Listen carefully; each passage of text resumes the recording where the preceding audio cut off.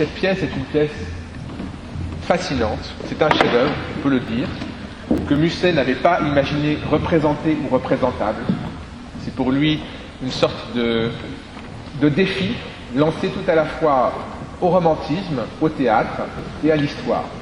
C'est un triple défi, un triple refus, né d'une déception, et plus qu'une déception, une forme de pessimisme radical par rapport à la possibilité d'une action, à la possibilité du théâtre, même à la possibilité d'une histoire, dans tous les sens du terme.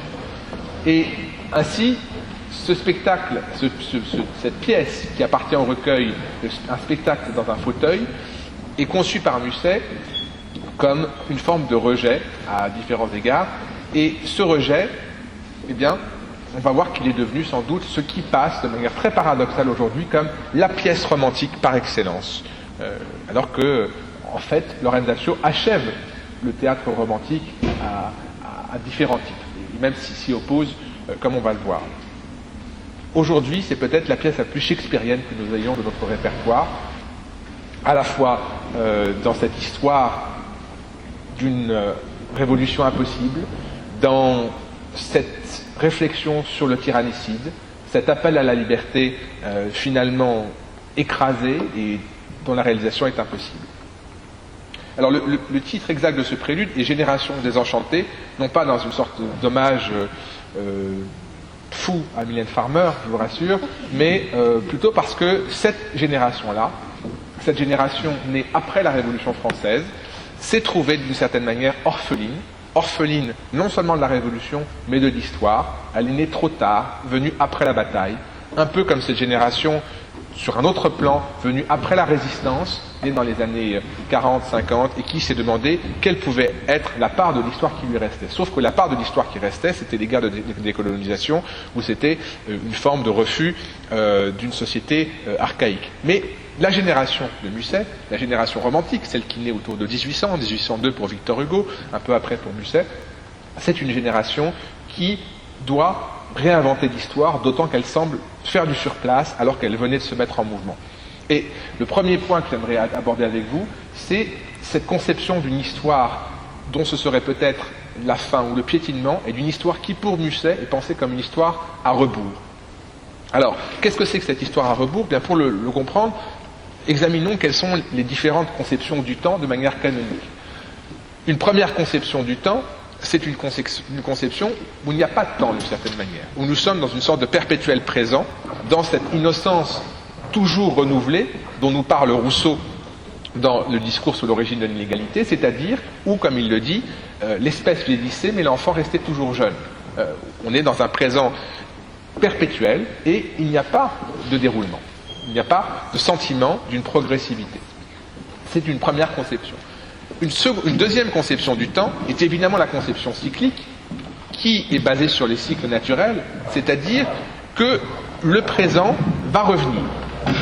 Nous sommes aujourd'hui à un moment où il fait relativement froid, et eh bien, le printemps, puis l'été, le cycle des saisons, vont nous entraîner dans un sens et un temps circulaire. Et cette conception-là, évidemment, est celle qui a été prédominante pendant fort longtemps, avec donc par conséquent l'idée que la mort était une étape vers une nouvelle vie. Et donc la vie accomplissait une part du cycle, et c'est ainsi qu'un temps chrétien a pu se développer aussi, c'est-à-dire partir d'une idée qu'il y a eu un temps avant, qu'il y aura un temps après, et que cette vie est un passage. Et là déjà, avec le temps chrétien, on observe une forme de tension entre les deux types de temps fondamentaux, c'est-à-dire le temps cyclique et le temps linéaire, un temps qui serait un temps qui permettrait un progrès, même si ce progrès dans le monde qui est le nôtre, qui n'est pas la cité céleste, est un progrès passager, le fait de bien vivre cette vie, de tenter d'arriver à progresser, afin de faire le saut qualitatif dans l'autre monde, c'est-à-dire d'atteindre un état de félicité dans l'éternité. Mais l'éternité, c'est là où il n'y a plus de temps. Comme le dit Bossuet, l'éternité, c'est le point de vue de Dieu sur le temps. Et le temps n'est qu'un moment de l'éternité. Donc, à partir de là, nous avons déjà ces, disons, trois conceptions du temps, une sorte de surplace, un temps cyclique et un temps qui serait un relatif progrès. Et il y a, évidemment, à partir notamment de la Renaissance, mais essentiellement à partir des Lumières, comme vous le savez, l'apparition d'un temps qui devient vraiment un temps absolument historique. Évidemment qu'il y a une conception de l'histoire qui remonte au moins à Hérodote, puisque Hérodote, on le sait tous, est le premier historien, et histoire veut dire enquête. Donc enquête, recherche, mais la consignation des faits du passé n'implique pas une conception du temps qui soit un temps progressiste. Je vous rappelle que pour les Romains, nos maiores, ça signifie nos ancêtres. Ça veut dire ce qui était avant est mieux. Comme le dit Beckett, à hier. Hier, c'était toujours mieux qu'aujourd'hui. Donc d'où le sentiment chez les Romains d'une grande décadence. C'est très amusant. Vous prenez Caton, le républicain, vous prenez Cicéron, vous prenez Tacite, donc 3 siècles d'écart sous l'Empire, de la République à l'Empire, c'est toujours la décadence. Ça fait, depuis la naissance de Rome, c'est la décadence. Comme si le temps était une perpétuelle chute. Et ça, c'est une 4e conception du temps, c'est-à-dire le temps comme décadence, comme déclinaison perpétuelle. Donc, ce qui se passe avec les Lumières essentiellement, et qui va évidemment être confirmé et absolument épanoui par la Révolution française, c'est l'apparition d'un temps radicalement progressif et progressiste. Un temps où chaque pas nous permet d'avancer, et donc on n'est plus dans une dimension qui soit ni ainsi statique, ni circulaire, ni, j'allais dire, en pente douce ou en pente raide ainsi, mais bien un temps qui signifie un progrès.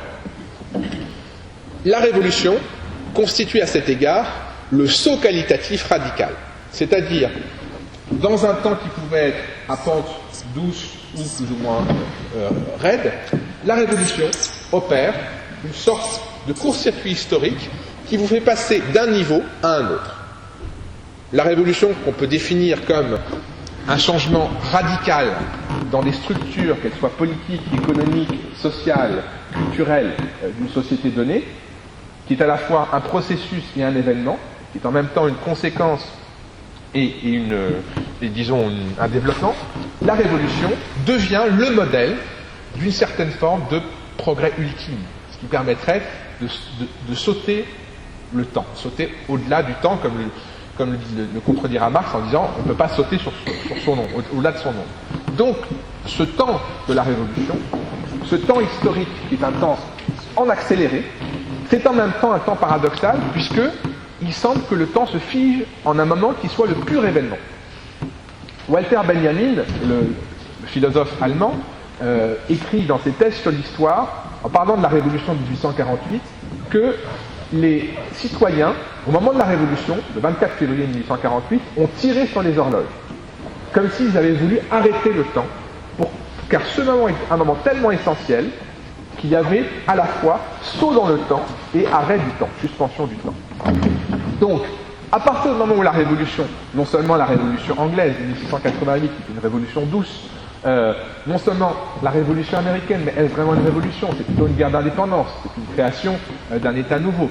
Bon, la Révolution française est le paradigme de l'événement historique et donc de l'incarnation d'une forme d'histoire. C'est en fait l'invention de l'histoire telle que nous la pensons aujourd'hui, comme développement. C'est évidemment la plus grande espérance de toutes. Et évidemment, la Révolution devient et restera pendant 2 siècles le mythe essentiel, c'est-à-dire celui qui permet d'arriver à une société meilleure, une société autre, une société plus juste. Pourquoi pas une utopie? Et évidemment, la Révolution pourra devenir en elle-même une forme d'utopie. Donc, ce modèle de la Révolution, à partir de la Révolution française, change au-delà de la société une conception même du temps et implique une certaine conception de l'histoire. Ce que Hegel va mettre en forme, comme vous le savez, dans la philosophie de l'histoire, c'est-à-dire en considérant qu'il y a un développement de l'esprit humain au cours de l'humanité, que chaque société va porter cet esprit, et que l'histoire de l'humanité, c'est l'histoire de sa liberté progressive, et de sa prise de conscience de cette liberté. Comme le dit Hegel, les sociétés orientales, comme ils les appellent, donc égyptiennes, etc., n'avaient qu'un seul homme libre, c'était le tyran, et tous les autres étaient des esclaves. Les sociétés ultérieures, notamment grecques, avaient quelques hommes libres, des citoyens, et les autres étaient des esclaves, et nous autres, aujourd'hui, nous sommes tous des hommes libres, puisque, progressivement, nous arrivons à un état qui est un état de droit.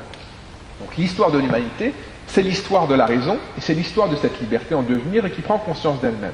Et évidemment, qu'est-ce qui permet de passer d'un état à un autre? C'est la révolution, c'est-à-dire un changement radical, et déjà prendre conscience de cette évolution dans le temps, c'est déjà un pas essentiel.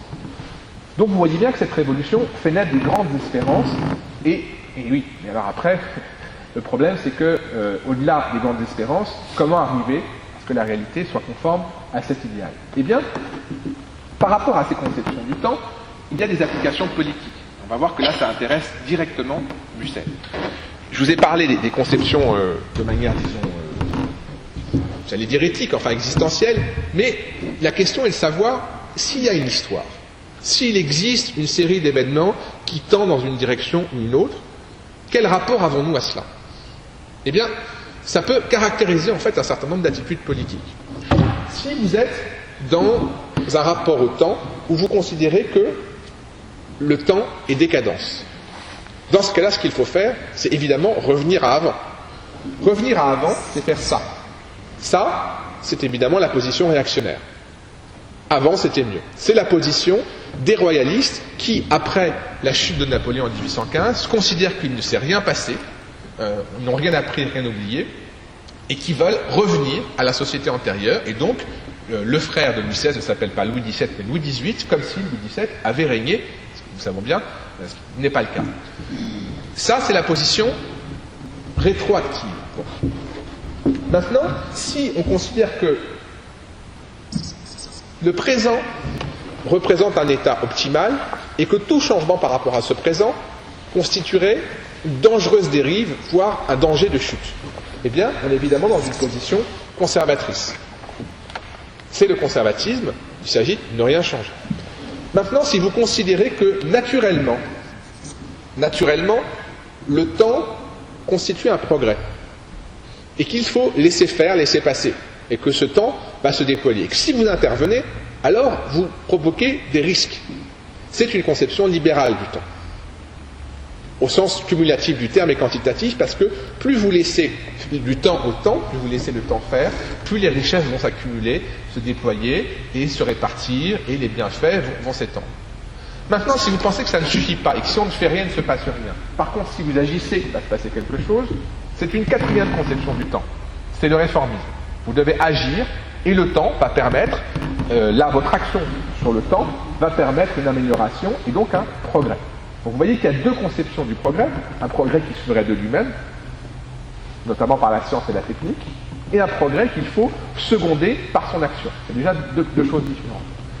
Et maintenant, cinquième conception dont j'ai parlé déjà tout à l'heure, mais qui n'est plus seulement un constat, mais désormais une option politique, c'est la révolution. C'est-à-dire la volonté d'agir sur le temps pour provoquer ce fameux court-circuit dont je parlais, cette action radicale qui va changer littéralement l'histoire. Donc vous voyez, plusieurs rapports au temps, plusieurs conceptions du temps, plusieurs modèles, et après plusieurs regards ou prises de position politique par rapport à ce temps. Alors ça constitue, si vous voulez, une sorte de socle qui va nous permettre de comprendre en quoi la position de Musset est absolument singulière et en quoi cette pièce, Lorenzaccio, constitue un cri, au-delà même du désenchantement, radicalement pessimiste sur l'histoire. Alors, révolution, il faut savoir maintenant que, justement, le romantisme français ne peut se comprendre que comme une émanation de la Révolution française. Pourquoi ? D'abord parce que c'est une forme synthétique. De même que la Révolution prétend présenter un creuset qui va fondre les différentes composantes de la société en une nation, et elle pose la nation comme dépositaire de la souveraineté, ce n'est plus le roi, mais c'est désormais la nation. Et la nation, qu'est-ce que c'est sinon le dépassement de toutes les individualités, de tous les intérêts privés en une forme synthétique, fusionnée? Eh bien, de même, le théâtre, le drame romantique, est une sorte de synthèse de toutes les formes de théâtre précédentes. C'est en cela qu'il est manifestement shakespearien. Comme l'écrit Hugo, c'est plutôt Shakespeare que Racine. Racine, vous avez l'immensité de la tragédie, le génie de la tragédie, mais vous n'aurez jamais, comme dans Richard III, une scène où vous avez deux assassins en train de blaguer sur l'assassinat du frère de Richard. Ce n'est pas possible. Ça, cette forme-là de décalage, vous l'avez chez Shakespeare parce que Shakespeare, vous avez le mélange de tout, et l'esthétique romantique même, c'est d'arriver, comme vous le savez, à mêler le sublime et le grotesque, c'est-à-dire d'avoir la totalité de la vie dans toutes ses contradictions. Et l'assemblage de ces contradictions, son spectacle et sa jouissance, c'est justement le romantisme. Cette espèce de mouvement de totalité que Hugo définit dans sa préface de Cromwell comme l'âge adulte, c'est-à-dire celui où on tend à la vie un miroir, et le miroir présente absolument tous les traits possibles, c'est-à-dire Esmeralda et Quasimodo dans un même reflet. La beauté et la laideur, mais le sublime intérieur. Et donc, cette dimension de contradiction et de tension interne, vous l'avez éminemment présente dans le romantisme. Donc, d'abord, il y a ce rapport à la complexité, ce rapport également à la nation, puisque c'est un mouvement éminemment national, et vous savez que le romantisme, le mouvement européen, a encouragé ce qu'on appelle le mouvement des nationalités, c'est-à-dire dans toute l'Europe, le fait que des peuples ont dit que nous voulons notre indépendance, parce qu'il est mu par un idéal, qui est l'idéal de liberté. Ce mot de liberté que vous retrouvez tant chez Hugo, et qui est évidemment le concept clé de la Révolution française. Je vous rappelle que c'est, selon l'article 2 de la Déclaration des droits de l'homme, le droit à la liberté, la propriété, la sûreté, la résistance à l'oppression. La liberté est le premier des droits absolus de la personne humaine. Donc cette liberté, cette revendication de la liberté, les romantiques ne l'appliquent pas seulement en art, c'est-à-dire dépasser absolument toutes les barrières, arriver même à briser le verre. C'est pour ça que Hugo, le premier vers de Hernani, quelqu'un à l'escalier dérobé, vous avez un rejet après escalier et ça va, dérobé va juste au vers suivant, c'est une rupture très forte par rapport à l'esthétique classique où on finissait le verre avec l'escalier dérobé. Donc la liberté va briser tous les codes, tous les carcans, y compris les codes formels. Elle est évidemment une revendication non seulement esthétique, mais une revendication politique. Ça veut dire le fait qu'il faut arriver à un épanouissement de l'individu, à une forme d'expression du moi. Et pourquoi une forme d'expression du moi? Parce que le moi, et le moi dans son expansion, ça peut être une définition du romantisme d'ailleurs, l'expansion du moi, c'est le génie. L'expansion du moi, c'est le génie, c'est la manière dont une grande âme peut être dans un corps, fût-il difforme comme Quasimodo, ou fût-il celui d'un valet comme Ruy Blas, dont le nom même montre qu'il est noble. Ruy est Blas, il est bas, c'est-à-dire que c'est un valet qui peut être un génie politique. Bon. Ça, c'est le modèle romantique optimiste, au sens où la liberté va être une conquête, elle va réussir à dépasser les contradictions, et les romantiques qui étaient pour la plupart au début, on dirait aujourd'hui de droite, on le disait déjà à l'époque, parce que ça date de la Révolution française, qui étaient plutôt royalistes, c'était plutôt des aristocrates, Alfred de Musset, Victor Hugo, qui était de l'aristocratie napoléonienne, et ainsi de suite, d'accord, Alfred de Vigny, ça n'est pas un hasard, si la plupart des romantiques sont des aristocrates à l'origine, eh bien, ces aristocrates, progressivement, notamment Hugo, qui fait le parcours le plus éclatant à cet égard, vont devenir des républicains acharnés à la faveur de la Révolution de 1848, et à la fin, Hugo finira comme le républicain type, comme vous le savez, la figure qui préfigure les droits de l'homme, appelle à l'union de l'Europe, etc. Donc, cette conception du romantisme est une conception radicalement optimiste. C'est-à-dire que l'histoire est un progrès, et qu'elle permet une liberté progressive, elle permet le dépassement des drames et des tensions, évidemment par une action.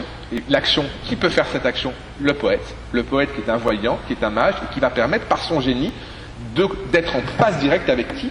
Avec le peuple. Donc, histoire, nation, peuple, poète. Musset dynamise ces quatre notions.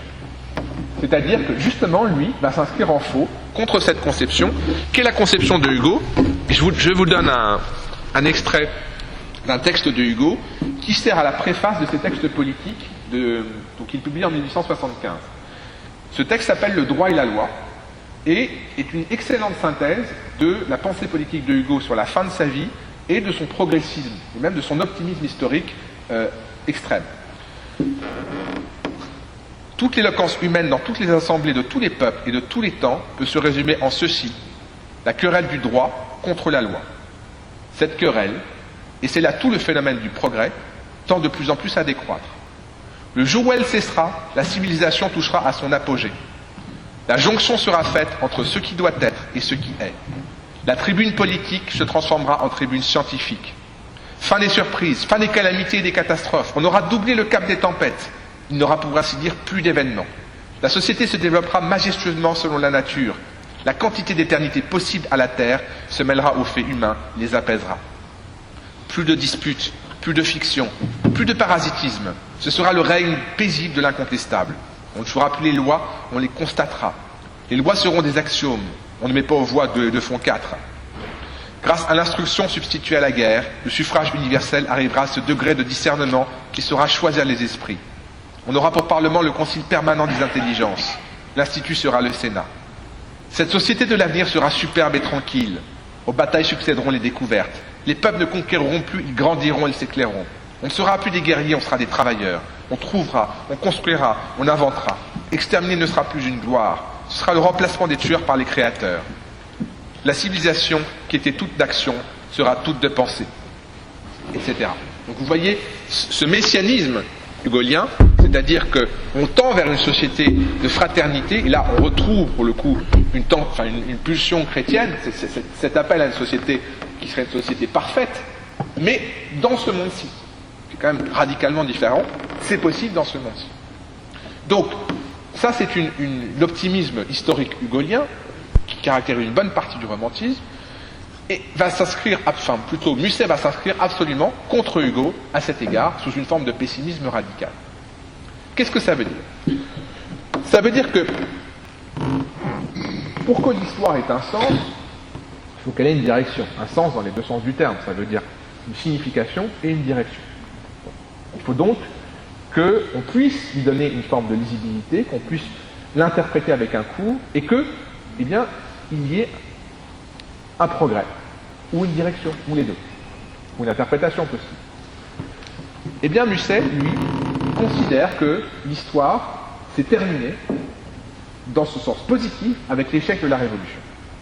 Que la Révolution est passée, qu'elle a eu lieu et qu'il est trop tard, que cette génération est née après la bataille au sens strict du terme. Je vais vous lire là, à cet égard, un texte, vous allez voir le contraste immédiat avec celui de Hugo, qui est le début de la Confession d'un enfant du siècle, ce texte magnifique autobiographie de Musset, qui est écrit juste 2 ans après Lorenzaccio, et c'est le 2e chapitre.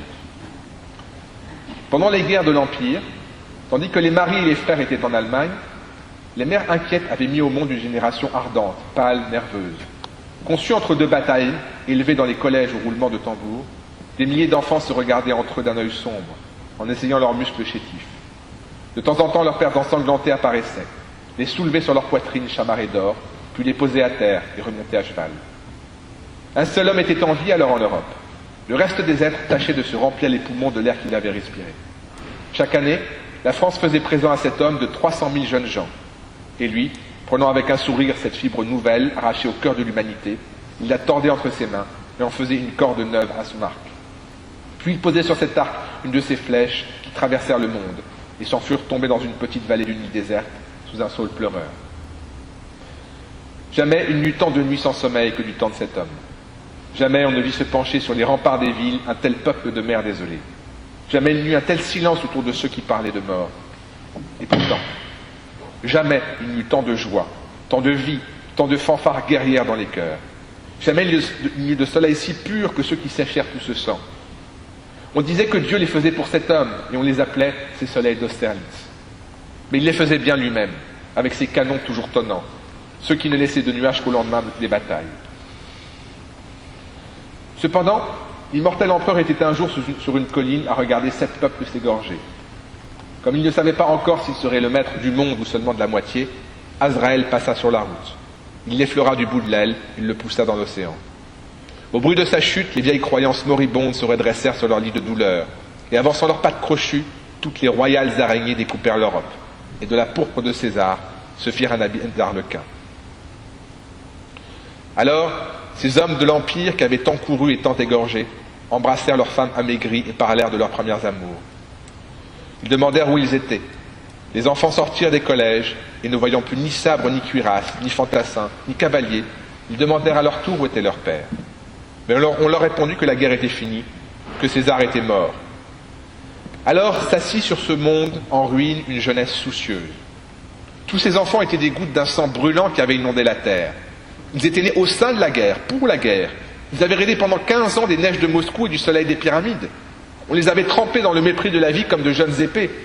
Ils n'étaient pas sortis de leur ville, mais on leur avait dit que pas par chaque barrière de ces villes, on allait à une capitale d'Europe. Ils avaient dans la tête tout un monde, ils regardaient la terre, le ciel, les rues et les chemins. Tout cela était vide, et les cloches de leur paroisse résonnaient seules dans le lointain. De pâles fantômes couverts de robes noires traversaient lentement les campagnes. De tous les côtés arrivaient des hommes encore tout tremblants de peur. Les enfants regardaient tout cela, pensant toujours que l'ombre de César allait débarquer à Cannes. Quand les enfants parlaient de gloire, on leur disait « faites-vous prêtre ». Quand ils parlaient d'ambition, « faites-vous prêtre ». D'espérance, d'amour, de force de vie, « faites-vous prêtre ». Etc. Et je vous lis un autre passage sur cette question du temps. 3 éléments partageaient donc la vie qui s'ouvrait alors aux jeunes gens. Derrière eux, un passé à jamais détruit, s'agissant encore sur ses ruines, avec tous les fossiles des siècles de l'absolutisme. Devant eux, l'aurore d'un immense horizon, les premières clartés de l'avenir. Et encore, entre ces deux mondes, quelque chose de semblable à l'océan qui sépare le vieux continent de la jeune Amérique. Un je ne sais quoi de vague et de flottant, une mer houleuse et pleine de naufrages, traversée de temps en temps par quelques blanches voiles lointaines.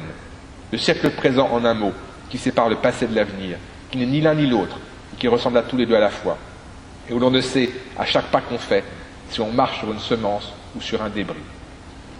Il ne restait donc que le présent, l'esprit du siècle, ange du crépuscule qui n'est ni le jour ni la nuit. Ils le trouvèrent assis sur un sac de chaux, plein d'ossements, serré dans le manteau des égoïstes et grelotant d'un froid terrible. Voilà ce présent, voilà ce qu'il reste.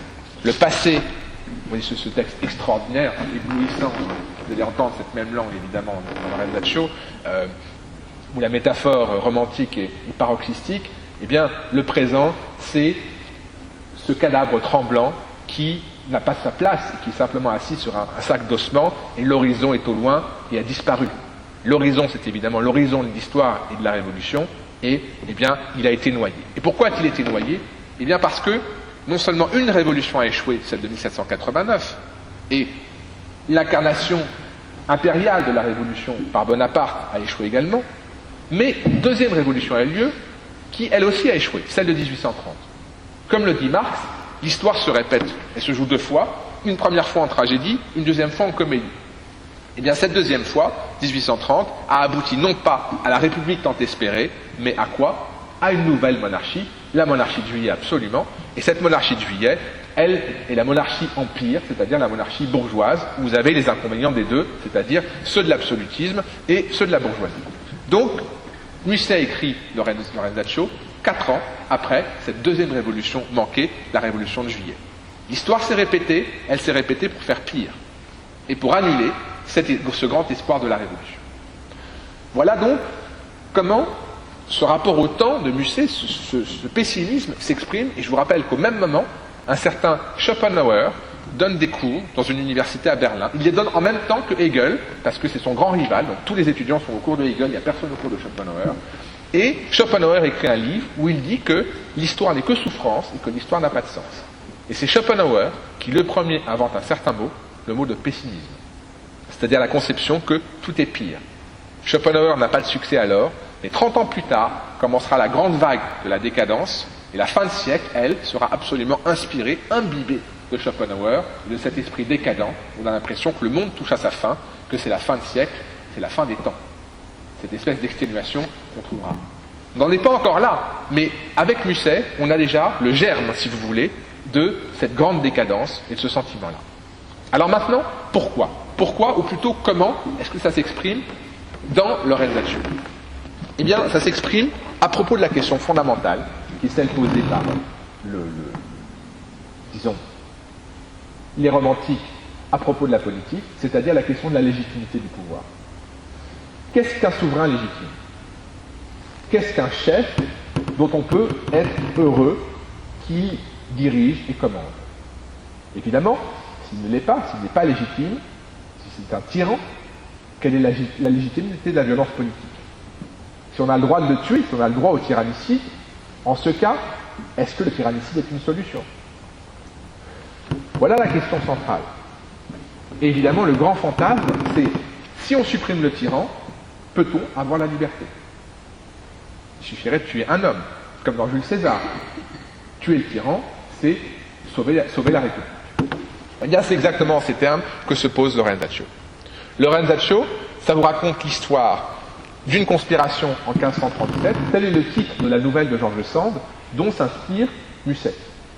George Sand, qui elle-même a lu des chroniques de Varchi, qui est un historien italien, qui vous raconte l'histoire réelle d'un certain Lorenzo de Médicis, qui est né à Florence en 1512, et qui s'est comporté de manière étrange, comme un débauché, qui au début semblait être un républicain, qui est devenu débauché et qui, pour le dire de manière brève, a fini par tuer son cousin, Alexandre de Médicis, et il a tué son cousin parce que, semble-t-il, il voulait provoquer une révolution et rétablir à Florence le régime antérieur, c'est-à-dire la République. Donc vous avez Florence qui est une figure de la liberté oppressée. Et il est évident que les années 1530 sont le miroir des années 1830. Les années 30 sont les mêmes années 30. Et que Florence, c'est une ville, c'est une femme, et c'est évidemment aussi la France. Et Florence, c'est le miroir de la France de l'époque, Marianne, et Florence, qui est décrite comme une catin, une corrompue, c'est Marianne qui a été opprimée. Donc, on a ici évidemment un jeu de miroir, et ce jeu de miroir, il se cristallise, je vous disais, dans la question de la tyrannie. Alors, qu'est-ce que c'est que la tyrannie déjà ? On a dit que l'idéal de liberté était l'idéal révolutionnaire par excellence. Il y a plusieurs manières de catégoriser les régimes politiques. Sans entrer dans le détail, on peut considérer qu'un paradigme, c'est le régime dans lequel vous vivez, est-ce qu'il garantit vos libertés ou non ? S'il est garanti, on appellera ça une république. Sinon, on l'appellera un empire. Lorsque vous lisez, par exemple, Cinna de Corneille, ou lorsque vous lisez Montesquieu, une des classifications est celle-ci, régime de liberté ou régime d'oppression. Florence est un empire à un double type. Elle l'est de manière interne, c'est-à-dire que une famille s'est imposée, la famille des Médicis, qui a détruit la République, qui s'est installée au pouvoir. Et non seulement une famille, parce qu'à la limite on peut s'entendre entre familles, surtout les familles italiennes, on se répartit le pouvoir. Donc c'est une vieille habitude. Par contre, là c'est un homme. Et cet homme, Alexandre, est en plus le pire des chefs possibles. Et de surcroît, c'est un empire également parce qu'une force extérieure, impérialiste même, domine l'Italie. Cette force impérialiste, c'est l'empire de Charles Quint, c'est-à-dire allemand en l'occurrence, enfin Charles Quint est espagnol, allemand et tout ce qu'on veut, mais ce sont les garnisons allemandes, que vous allez entendre dans la pièce, qui occupent Florence, et donc la citadelle est un pouvoir étranger. Et au début de la pièce, vous verrez comment on parle de cet étranger qui occupe le pays. Donc, empire à un double type. Comment se libérer de cet empire ? Que faire ? Eh bien, pour y arriver, il faudrait arriver à remotiver la République, qui est un modèle historique ancestral. C'est le rêve, c'est ce qui a été, selon tous les historiens, le régime parfait, le régime de l'équilibre entre les pouvoirs, la République romaine, le grand modèle. Très fantasmé bien sûr, mais qui a passé pendant plusieurs siècles pour ce qui était l'optimum entre les différents pouvoirs. Cette République-là, elle n'est plus qu'un rêve dans le rêve naturel. C'est un rêve, d'abord c'est le rêve de la République de Florence, qui n'est plus, et c'est le rêve de la République romaine. République romaine qui a agonisé et qui a donné lieu à l'Empire. Or, comment Lorenzo, lorsqu'il va enfin nous dévoiler son âme, va-t-il parler de lui ? Je rêvais d'être un Brutus moderne. Je rêvais d'être un Brutus moderne. Il y a deux Brutus dans l'histoire, vous savez. Le premier Brutus, c'est celui qui a chassé Tarquin, le dernier roi, le dernier tyran, et qui a permis l'installation de la République romaine. Et le second Brutus, c'est Brutus, vous le savez bien sûr, le fils adoptif de César, qu'il a assassiné pour sauver la République, et qui, dans Jules César de Shakespeare, modèle des romantiques, tente ainsi d'empêcher l'inévitable, c'est-à-dire l'avènement de l'Empire. Eh bien, un Brutus en renvoie un autre. Le premier Brutus, lorsqu'il se demandait, notamment dans la pièce de Shakespeare, est-ce que je dois tuer mon père adoptif, trouvait écrit sur les murs, Brutus soit un nouveau Brutus. Il avait donc déjà sur lui le poids, si vous voulez, de la référence historique, cette espèce d'idéal du tyrannicide qu'il devait pouvoir perpétrer et perpétuer. Eh bien, Lorenzo renvoie un modèle qui lui-même s'est renvoyé un modèle. On est donc dans des fantasmes comme ça, successifs, de libération, et Lorenzo va se penser comme un personnage de théâtre. C'est-à-dire qu'il va devoir jouer un rôle, et jouer un rôle pour pouvoir jouer un rôle sur la scène de l'histoire. Le problème, c'est que l'histoire n'est qu'une scène, elle n'est qu'un simulacre. Donc, cette tentative de libération, pourquoi est-ce qu'elle est un pur simulacre? Parce qu'elle a affaire, comme cadre, à une forme, je ne pense pas que j'aurai le temps de vous lire l'autre extrait, mais c'est pas grave du tout. Elle a affaire à un monde absolument corrompu, absolument sans dessus-dessous. Florence, c'est le monde de l'inversion. C'est le monde où le jour est la nuit et la nuit est le jour. C'est ce que disent d'ailleurs les gens de Florence dans la deuxième scène. On fait le carnaval le jour, la nuit, on dort le jour. Et vous avez des cardinaux qui incitent les femmes à tromper leur mari. Vous avez le prince qui est censé protéger ses citoyens et qui en fait abuse d'eux.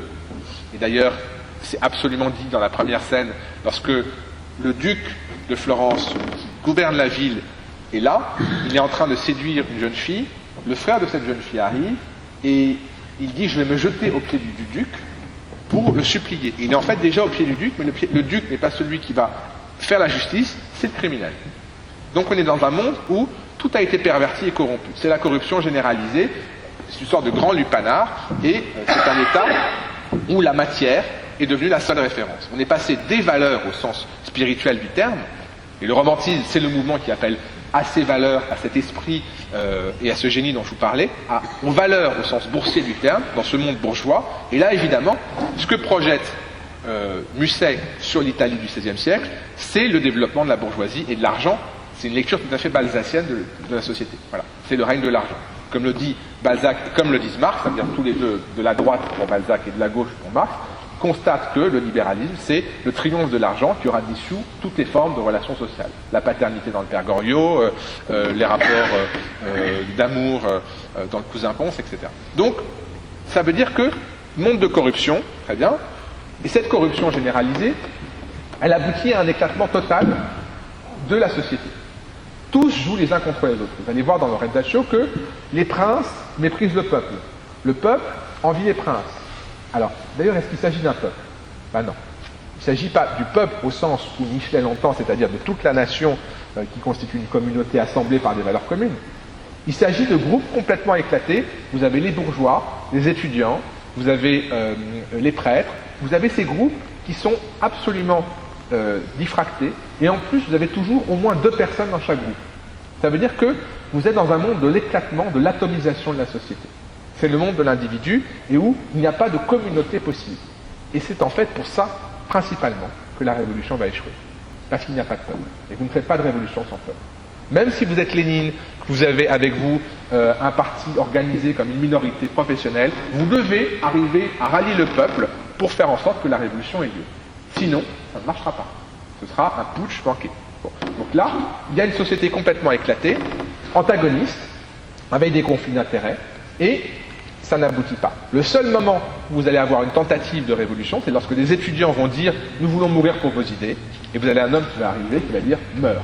Et la scène dure 20 secondes. Voilà. Ça a été la tentative révolutionnaire dans la pièce, des étudiants qui se révoltent. Là, c'est un événement historique auquel fait allusion Musset, qui a eu lieu 2 ans auparavant. On tire sur les étudiants, c'est fini. Voilà. Donc, pas de peuple, pas d'union, éclatement de la société. Et à partir de là, eh ben, ce que va vous montrer la pièce, c'est que la révolution est impossible. Pourquoi est-ce qu'elle est impossible? Parce que si vous constatez la manière dont la pièce est construite, elle est construite comme une pièce de Shakespeare. Ça veut dire que vous avez 3 intrigues parallèles. 3 intrigues parallèles, quelles sont-elles? Elles ont toutes le même enjeu. L'enjeu, c'est de libérer Florence de la tyrannie. Voilà l'enjeu de la pièce. Va-t-on réussir à libérer Florence de la tyrannie? Qu'est-ce que c'est que la tyrannie? La tyrannie, c'est Alexandre de Médicis. Alexandre de Médicis, qui est décrit comme une sorte de garçon boucher, de gros rustre, qui n'a pas beaucoup d'idées, il n'a à peu près que des plaisirs. Alexandre de Médicis va faire l'objet de 3 tentatives, de 3 efforts pour libérer Florence de la tyrannie. La première intrigue, c'est l'intrigue des Strozzi. Alors, qui sont les Strozzi? Les Strozzi, c'est un clan, une famille, et c'est la famille des Républicains, qui est dirigée par le chef de famille, Philippe Strozzi, qui est un républicain idéaliste, c'est-à-dire un républicain en chambre. C'est d'une grande famille, il étudie, le début de l'acte 2 commence par la liberté, il nous faut ce mot-là. Vous avez Philippe dans son cabinet qui réfléchit à la liberté. Exactement comme ces Russes que va décrire Dostoïevski, qui sont des grands libéraux, qui sont absolument pour la liberté, et qui disent que dès qu'ils voient passer un fusil, ils vont se réfugier dans leur datcha. Bon. Donc, cette espèce d'idéalisme qui n'a pas de prise sur le réel va être confronté au risque de l'action et même à la nécessité de l'action. Pourquoi ? Parce que Strozzi a une grande famille et qu'il a dans cette famille un fils qui est un fils bouillant, c'est-à-dire qui est lui pour l'action sans la pensée, alors que Strozzi est pour la pensée sans l'action. Bon. Et évidemment, aucun des deux ne peut réussir, puisque ce que pourrait constituer Pierre, c'est une sorte d'activisme, un peu comme dans la condition humaine pour Tchel, c'est-à-dire quelqu'un qui va faire des coups pour faire des coups, qui veut juste faire sauter des bombes. Le problème, c'est que ça n'est pas adressé. Il n'y a pas de vision historique. Alors que Philippe a une vision, mais il n'a pas d'action. Il est un peu comme ce personnage que critiquait Sartre dans Les mains sales. C'est facile d'avoir les mains propres quand on n'a pas de mains. Les mains kantiennes que décrit Sartre.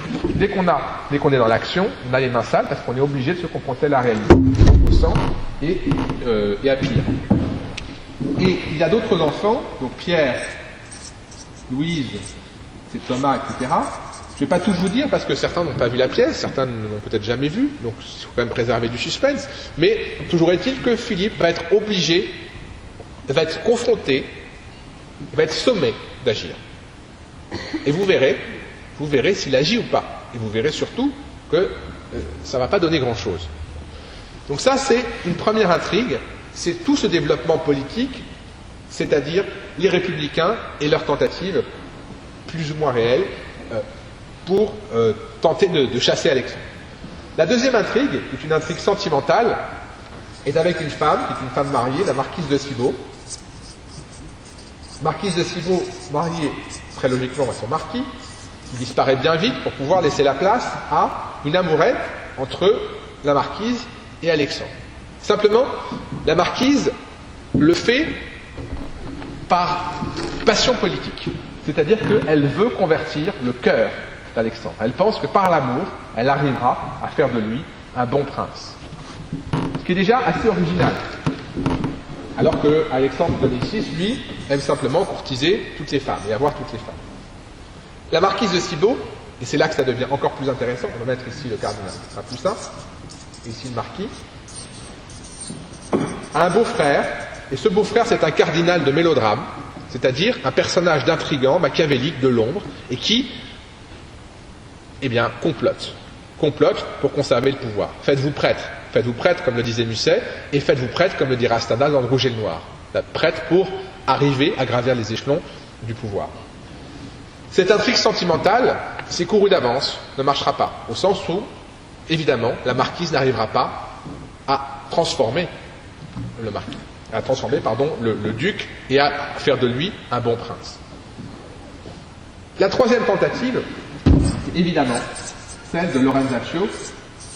Zaccio, vous savez, en italien, c'est un suffixe péjoratif. D'accord ? Lorenzo, c'est son nom originel, et c'est tout le charme de l'italien de pouvoir faire appeler les gens avec tout un ensemble de suffixes. Et vous allez voir que Lorenzo, c'est une caractéristique de ce personnage, je terminerai par là, tout à l'heure, c'est qu'il a autant d'identités que de noms. Lorenzetta, Rino, Rinzino, Lorenzaccio, Lorenzo. Et chaque personnage l'appelle différemment. Et l'un des enjeux, ce sera justement de savoir qui est Lorenzo. Qui est-il vraiment ? La pièce ne s'appelle pas Lorenzo de Médicis, elle s'appelle Lorenzaccio. Donc Lorenzo, lui, j'en parlerai tout à l'heure, on va s'apercevoir que sous le débauché, il y a un cœur républicain, en tout cas ce qu'il en reste, et il y a un effort, une volonté de détruire le tyran. Non pas par une révolution, non pas par l'amour, mais par le tyrannicide qui semble être le moyen le plus direct.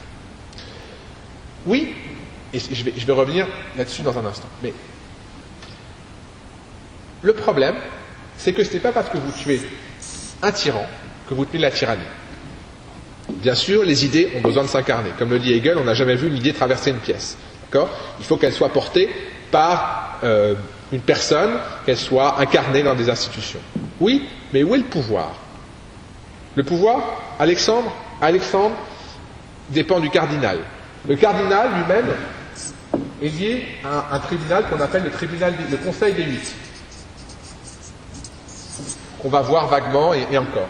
Et puis surtout, il dépend du pape, qu'on ne verra jamais, et de l'empereur. Autrement dit, le pouvoir est ailleurs. Le pouvoir est par nature toujours ailleurs. Vous tuez un représentant du pouvoir, ça ne sert à rien, parce que le pouvoir est diffusé et il est occulte. C'est un pouvoir de l'alcôve. Donc tuer un tyran ne sert à rien parce qu'il n'est qu'un pantin. Il n'est qu'une incarnation provisoire. Et en plus, vous tuez un tyran, vous faites pire. Pourquoi? Parce que vous ramenez un autre tyran. L'autre tyran, c'est le cousin de Alexandre et Lorenzo qui s'appelle Comte de Médicis. Vous aviez un Médicis, vous avez à nouveau un Médicis. Et la fin de la pièce, de manière tout à fait circulaire, c'est pour ça que je parlais du temps circulaire, c'est un temps pour le coup non révolutionnaire, eh ben, c'est le moment où le cousin revient à la place de son cousin mort, et non seulement il va être pire sans doute que son cousin, mais il va surtout être totalement dépendant du cardinal, c'est-à-dire il va se soumettre absolument à ce pouvoir occulte. L'histoire se répète, elle se répète en pire. Voilà ce que nous dit Lorenzo, voilà ce que nous dit Musset dans cette pièce. De même que 1830 répète 1537 et 1830 répète 1789 en pire. Voilà le trajet qui nous est proposé, et cette figure de l'éclatement est passionnante en termes d'intrigue, et elle est passionnante en termes théâtrales, parce que dans la cité, vous voyez un éclatement perpétuel. C'est pour ça que c'est un théâtre, un spectacle dans un fauteuil. Vous êtes à un moment dans une rue, à un moment dans une alcôve, à un moment au bord d'un fleuve. Comme chez Shakespeare, vous êtes dans une cité qui est un éclatement perpétuel. Il n'y a pas d'unification. Le seul point de vue d'unification pour cette ville, c'est la ligne de fuite. C'est-à-dire des bannis qui quittent la ville et qui donc peuvent la voir de loin et la saluent comme une prostituée. Adieu Florence, Catin, etc. Donc, vous n'avez pas de cœur. Il n'y a pas de cœur, il n'y a pas de point central, il n'y a que des lignes de fuite. Donc c'est insaisissable. Donc il n'y a pas d'histoire. Il n'y a pas de principe de ligne directrice. Je vais terminer sur la question de Lorenzo comme énigme. Lorenzo, c'est le titre même du héros dégradé. Héros dégradé, héros dissocié, héros aliéné. Qu'est-ce que ça veut dire? Lorenzo, à l'origine, est un cœur pur. Un cœur pur qui était étudiant, et comme ces étudiants que vous trouvez chez Balzac, dans La peau de chagrin, ou dans un certain nombre d'autres romans contemporains, ce sont les étudiants qui se sont plongés dans une idée, qui se sont absorbés dans un rêve, comme toute cette génération, et qui avaient le rêve pour champ de bataille. C'est-à-dire que, puisqu'il n'y a plus, comme la génération précédente, Austerlitz ou Iéna, où faire ses preuves et devenir général à 25 ans, eh bien, il reste quoi? Le champ de la pensée, le champ de l'idée. Évidemment, cela finit par provoquer une sorte de folie. On tourne en rond dans sa petite chambre, et Lorenzo est ainsi frappé par la foudre, par une idée qui est « je vais tuer un tyran », faute de pouvoir tuer la tyrannie. Et donc, il ne s'agit plus que de trouver un point d'application. Ce point d'application, ça devait être le pape, et finalement, ça devient son cousin Alexandre. Oui, mais pour approcher la tyrannie, que doit faire Lorenzo? Il doit lui-même se conformer à celui qu'il veut tuer. Il doit lui ressembler. Et donc, il va jouer le rôle du débauché. Il va devenir l'entremetteur, peut-être même l'amant, sûrement l'amant de son cousin. Il va partager les crimes, il va dénoncer les républicains. Il va devenir une taupe. Le problème, c'est que ça n'est pas une taupe, c'est même pire qu'un caméléon. Il va se transformer en celui qu'il veut abattre pour pouvoir l'abattre, pour pouvoir l'approcher. Donc, cette stratégie d'identification à la cible fait qu'au bout d'un moment, le personnage est complètement aliéné, il ne sait plus qui il est, puisqu'il prend plaisir à être vicieux. Il est devenu vicieux pour tuer le vicieux, et c'est devenu pour lui une forme de jouissance. Donc, il ne s'appartient plus. Il se souvient de son rêve, et il ne lui reste que son rêve comme forme d'identité. Et le pire, c'est qu'il s'aperçoit que la corruption est généralisée, et que cette corruption est impossible à extirper. Il s'aperçoit que, de toute façon, l'action politique ne sert à rien. Et donc, que lui reste-t-il? Que lui reste-t-il dans ce rapport totalement aliéné, dans cette espèce de conflit qui est caractéristique du romantisme? Vous vous souvenez de ce poème justement de Musset, où il voit à tous les âges de sa vie un homme s'asseoir à sa table. Il dit, lorsque j'étais écolier, je vis un homme, un étudiant qui me ressemblait comme un frère. Et ce personnage qui lui ressemble comme un frère, qui ne cesse de venir, c'est la solitude. Et la solitude, c'est ce moi qui est éclaté, qui est constamment divisé. Eh bien, cette division de l'âme, cette division de l'être, Musset l'incarne totalement dans Lorenzo, qui est incapable de trouver une forme de conciliation.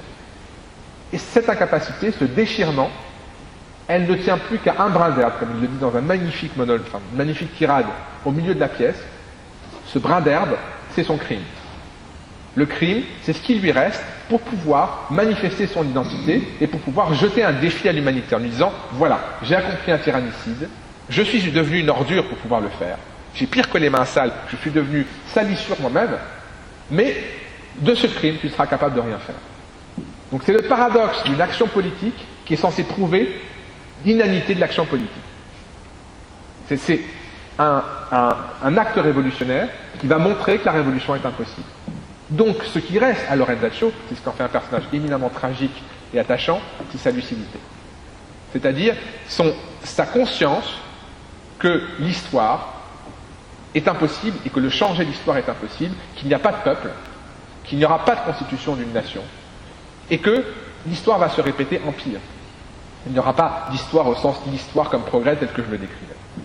Donc, Lorenzo, c'est plus que du désenchantement, c'est carrément ce pessimisme historique, mais ce qui en fait pour nous une œuvre absolument éblouissante et une œuvre qui demeure, c'est que c'est un festival théâtral, que ce soit dans les figures qui vous sont proposées, dans cette vie et dans ces échanges, dans ces traversées de monde où vous passez d'une alcôve avec une intrigue sentimentale à une scène de carnaval, et surtout vous entrez dans cette âme.